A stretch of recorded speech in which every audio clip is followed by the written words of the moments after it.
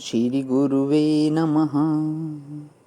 अहंकार हिंकार रहस्ययुक्तो श्रृंकार गूढ़ार्थ महाविभूत्या ओंकार मर्मः प्रतिबोधिकाभ्यां नमो नमः श्रीगुरुपादुकाभ्याम्।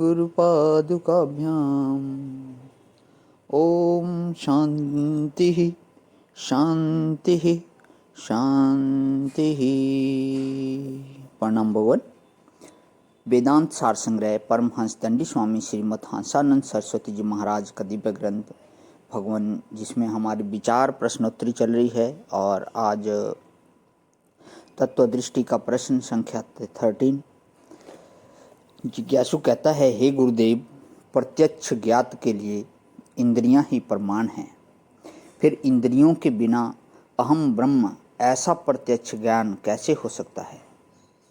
गुरु जी का उत्तर कि हे शिष्य, प्रत्यक्ष ज्ञान भी इंद्रियों के बिना होता है।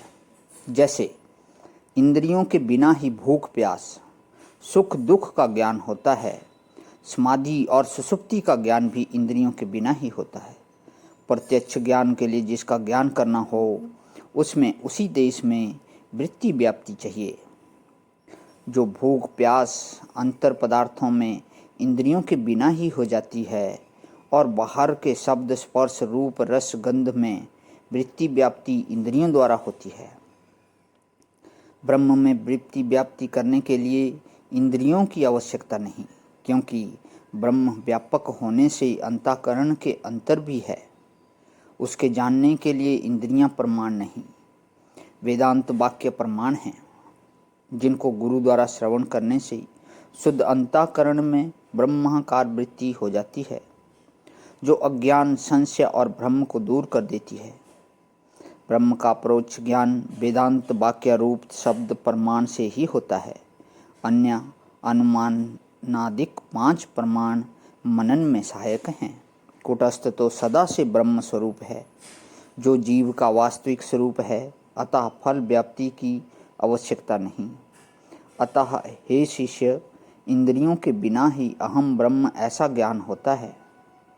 महावाक्यों से भी शक्ति वृत्ति द्वारा नहीं, भाग त्याग लक्षण द्वारा जीव और ईश्वर की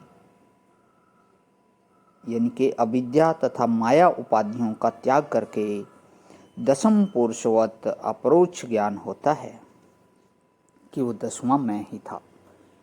तो आगे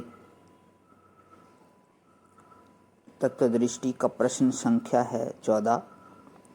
हे गुरुदेव, वेद और गुरु मिथ्या हैं या सत्य?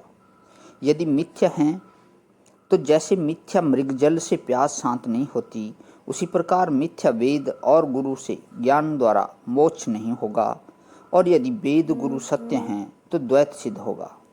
गुरु जी का उत्तर, यद्यपि मिथ्या मरुथल पानी ताते किनु न प्यास बुझानी, तदपि विषम दृष्टांत सोत्तरो सत्ता भेद दुहुन में हेरो।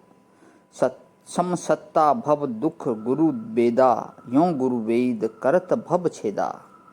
अर्थात जैसे स्वप्न में कोई अपने को रोगी या प्यासा देखे तो जागृत के वैद्य और पानी से स्वप्न के रोग और प्यास दूर नहीं हो सकते, क्योंकि सत्ता में भेद है।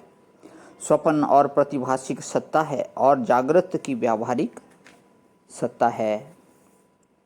मिथ्या स्वप्न का रोग स्वप्न के मिथ्या वैद से दूर हो सकता है, और स्वप्न की प्यास स्वप्न के मिथ्या जल से अवश्य दूर हो जाएगी। इसी प्रकार मृग जल की प्रतिभासिक सत्ता है और प्यास की व्यावहारिक सत्ता है। इस कारण दोनों की सत्ता पृथक पृथक होने से मृग जल से प्यास शांत नहीं होती, परंतु जन्म मरण का दुख भी व्यावहारिक सत्ता वाला है, और गुरु वेद भी व्यावहारिक सत्ता वाले हैं, और दोनों स्वप्न के रोग और वैद के समान मिथ्या भी हैं। तब भी समसत्ता होने से मिथ्या गुरु वेद से मिथ्या भव दुख अवश्य नाश हो सकता है। प्रणाम भगवान। आज यहीं विराम। ओम शांति शांति शांति।